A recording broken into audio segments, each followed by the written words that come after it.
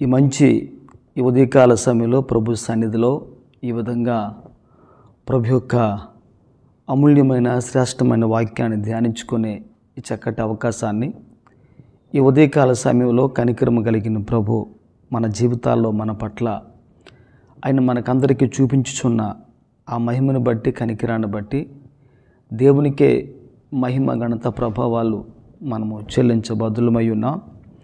ఈ ఉదయకాల సమయంలో వాక్య ధ్యానము కొరకు ఒక వాక్యాన్ని మనము చదువుకొని మనం ముందుకు వెళ్దాం. లేవీకాండము 6వ అధ్యాయము 12వ వచన భాగం. ఈ లేవీకాండము 6:12లో మనము వాక్యమును చూడగలిగితే బైబిల్ గ్రంథములో ఈ చక్కగా ఈ మాట ఈ విధంగా వ్రాయబడి ఉంది. ఆ మాట యొక్క సామరస్యం ఏమై ఉంది అని మనము చూడగలిగితే, బలిపీఠము మీద అగ్ని మండుచుండవలెను, అది ఆరిపోకూడదు.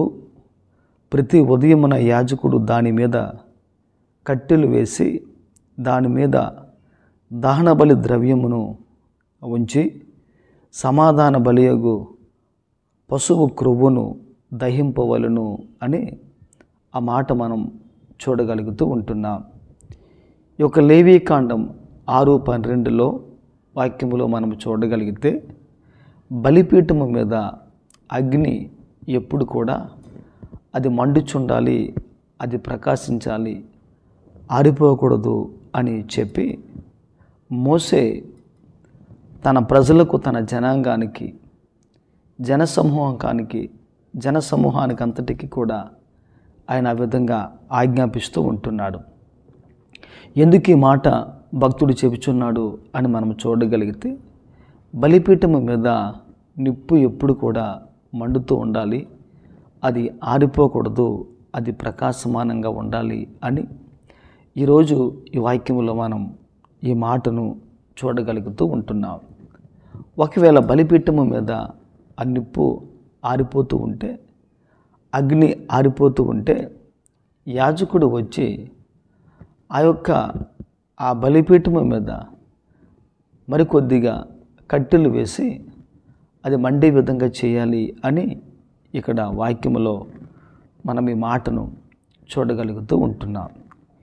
ఈ బలిపీఠం అనేది మనము ఎటువంటి సందర్భానికి వాడబడింది అని మనం చూడగలిగితే, ఈ బలిపీఠం అనేది ఆది నుండి కూడా మనం చూస్తూ ఉంటున్నాం. వాక్యం అంటున్న మాట ఏంటంటే, నోవహు తన జీవితంలో దేవుడు తనకు చేసిన ఆ మేలుకు ప్రతిగా ఒక బలిపీఠాన్ని కట్టి దేవునికి బలి అర్పించాడు అని బైబిల్ గ్రంథములో ఆ విధంగా మనం చూస్తూ ఉంటున్నాం.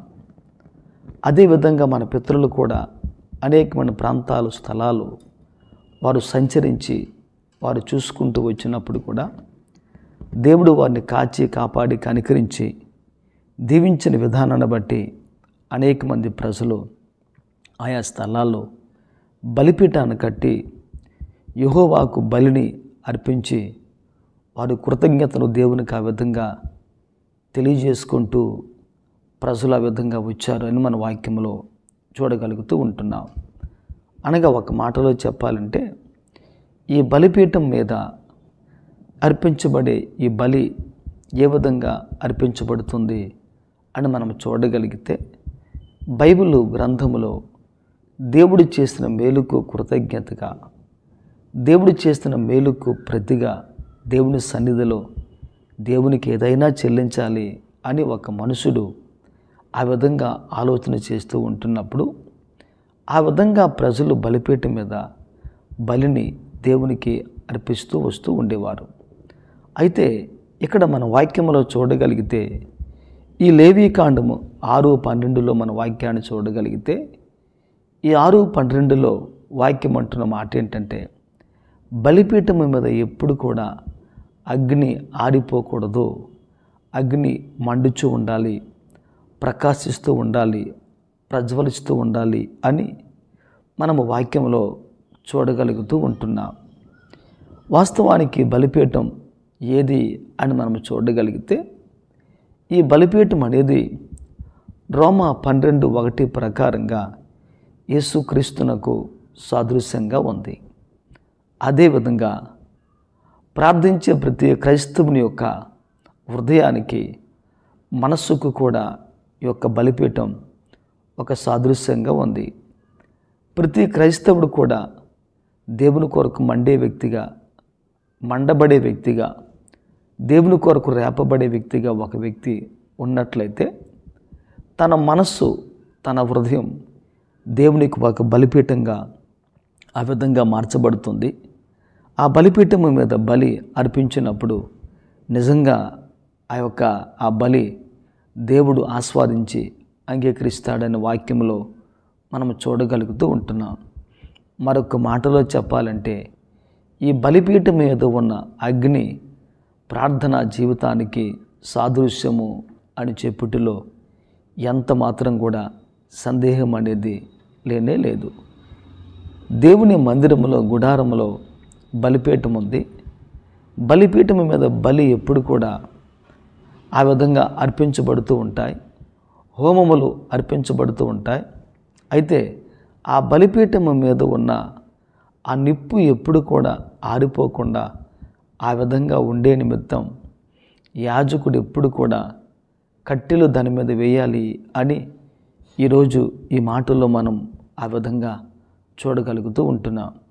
ఒక మాటలో చెప్పాలంటే క్రైస్తవ జీవితంలో ఎప్పుడు కూడా క్రైస్తవుడు ఈ ప్రార్థనా బలిపీఠం మీద అగ్ని ఎప్పుడు మండుతూ ఉండాలి.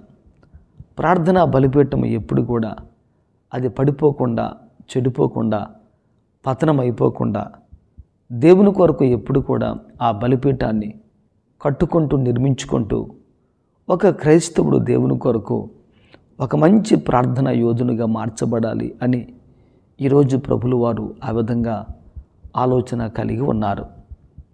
ఈరోజు అనేక మంది యొక్క జీవితాల్లో ఈ ప్రార్థనా బలిపీఠం అనేది అది పాడైపోయింది, కొట్టబడింది, నేలమట్టం అయిపోయింది, విచ్ఛిన్నం అయిపోయింది, చిన్నాభిన్నం అయిపోయింది. ఒక మాటలో చెప్పాలంటే బలిపీఠము పడగొట్టబడింది అని చెప్పుటిలో ఎంత మాత్రం కూడా సందేహము లేనే లేదు. ఈ రోజున ప్రతి వారి యొక్క జీవితంలో ఎప్పుడు బలిపీఠం పడిపోతుంది, పాడైపోతుంది అని మనం ఆలోచన చేయగలిగితే ప్రార్థన లేని వ్యక్తి యొక్క జీవితాల్లో బలిపీఠం పడిపోతూ ఉంటుంది, బలిపీఠం విచ్ఛిన్నమైపోతూ ఉంటుంది. గనుక క్రైస్తవుడు ఎప్పుడు కూడా దేవుని సన్నిధిలో ఈ ప్రార్థనా బలిపీఠాన్ని దేవుని కొరకు కాపాడుకుంటూ, దేవుని కొరకు ప్రార్థనా బలిపీఠాన్ని కలిగి ఒక వ్యక్తి దేవుని కొరకు ఆ విధంగా మండే వ్యక్తిగా, ప్రకాశించే వ్యక్తిగా, ప్రజ్వలించే వ్యక్తిగా ఒక వ్యక్తి ఈరోజు ఉండాలని ఆ మంచి దేవుడు నీలో, నాలో, మనందరిలో ఆయన కోరుకుంటూ ఉంటున్నాడు. ఒకవేళ బలిపీఠము మీద నిప్పు ఆరిపోతూ ఉంటే యాజకుడు చేసే పని ఏంటంటే ఆ బలిపీఠం మీద కొన్ని కట్టెలు వేసి నిప్పును మండించాలి, నిప్పును రాజేయాలి అని వాక్యములో మనం చూడగలుగుతూ ఉంటున్నాం. అనగా ఒక మాటలో చెప్పాలంటే ఈ లోకములో అనేక మంది సేవకులు, యాజకులు వలె పనిచేస్తూ ఉంటున్నారు. సేవకులు, యాజకులు వలె పనిచేస్తూ ఉంటున్నారు.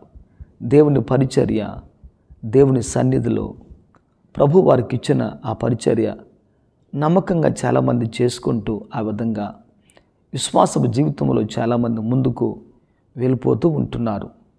ఈ విధంగా వెలుచున్న ఈ తరుణంలో సేవకుని పని ఏంటి అని మనం ఆలోచన చేయగలిగితే సేవకుడు మండాలి, మండించబడాలి, ప్రజ్వలింపు చేయబడాలి.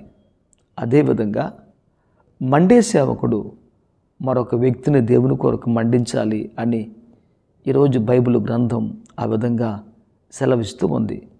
యాజకుని పని ఏంటంటే బలిపీఠము మీద నిప్పు ఆరిపోకుండా కట్టెలు ఎప్పుడు కూడా ఆ విధంగా వేస్తూ ఉండాలి అని ఈరోజు దైవలేఖన భాగం ఆ విధంగా సెలవిస్తూ ఉంది. సేవకుని పని ఏంటంటే మన సంఘాల్లో, మన కుటుంబాల్లో ఏ వ్యక్తి అయితే దేవునికి దూరమైపోతూ ఉంటున్నాడో, ప్రార్థనా జీవితాన్ని లేకుండా ఆ వ్యక్తులు లోకానుసారంగా జీవిస్తూ ఉంటున్నారు, అటువంటి వ్యక్తులు దేవుని కొరకు మండించబడాలి, ప్రకాశింపబడాలి, దేవుని కొరకు వారు తిరిగి ఒక నూతన పరచబడాలి అనే ఉద్దేశంతో ప్రతి సేవకుడు కూడా ఒక్కొక్క విశ్వాసిని, ప్రతి సేవకుడు కూడా వారి వారి సంఘాన్ని, వారి వారి కుటుంబాన్ని ఆ విధంగా ప్రార్థన కొరకు మండించగలిగితే నిజంగా ఈరోజు ఈ ప్రపంచమంతా ప్రార్థనతో నింపబడుతుంది. ఈ ప్రపంచమంతా ప్రార్థనతో నింపబడితే ప్రభు కార్యాన్ని చేయకుండా ఉంటారా? దేవుడు అద్భుతాలు, ఆశ్చర్యాలు మన జీవితంలో చేయకుండా ఆయన ఉంటాడా? ఉండనే ఉండడు. ఎందుకంటే దేవుని కార్యాలు గంభీరమైనవి కనుక అనుదినము మన పట్ల ప్రభు నూతన వాత్సల్యతను చూపిస్తున్న దేవుడు మన జీవితంలో నూతన వాత్సల్యత, నూతన ప్రేమను చూపిస్తున్న ఆ దేవుడు మన జీవితంలో ఎప్పుడు కూడా కార్యాలు నూతనంగా చేస్తూనే ఉంటాడు. కనుక ఈ ఉదయకాల సమయంలో ప్రభు బిడ్డలమైన మనం ఒక్కసారి జ్ఞాపకం చేసుకుందాం. మన జీవితంలో మనం ప్రభు కొరకు ప్రార్థనాపరులుగా ఉన్నామా లేదా ఒక్కసారి జ్ఞాపకం చేసుకోవాలి. మన బలిపీఠాలు కట్టబడ్డాయా లేదా? మన బలిపీఠాలు లేక పడగొట్టబడ్డాయా? ఒకసారి జ్ఞాపకం చేసుకోవాలి. మన బలిపీఠం మీద నిప్పు ఎప్పుడు కూడా, అగ్ని ఎప్పుడు కూడా మండుచు ప్రకాశిస్తూ ఉండాలి. ఈరోజు క్రైస్తవుడు ప్రార్థనా భారముతో, ప్రార్థనా ప్రభావంతో, ప్రార్థన ఆత్మతో నింపబడి మండే వ్యక్తిగా ఉండాలి అని ఈరోజు ప్రభులు వారు ఆ విధంగా ఆయన కోరుకుంటూ ఉంటున్నాడు. ఒకవేళ బలిపీఠాలు పడిపోతూ ఉంటే, ఒకవేళ అగ్ని ఆరిపోతూ ఉంటే ఈ రోజున సేవకులు ఆ పడిపోయేవారిని, ఆరిపోయేవారిని తిరిగి పురుకొల్పి లేవనెత్తే రేపగలిగే వ్యక్తులుగా ఉంటే నిజంగా ఈరోజు అనేక మంది ప్రార్థన ఆత్మతో నింపబడతారు. గనుక ఈ ఉదయకాల సమయంలో మన జీవితంలో ఈ ప్రార్థనా జీవితాన్ని మనము కలిగి ఈ ప్రార్థన బలిపీఠం మన జీవితంలో ఎల్లప్పుడూ కాపాడుకుంటూ ప్రార్థన చేస్తూ ఒక మంచి ప్రభు బిడ్డగా మనం ఈ ఉదయకాల సమయంలో దేవుని కొరకు ముందుకు సాగిపోదాం.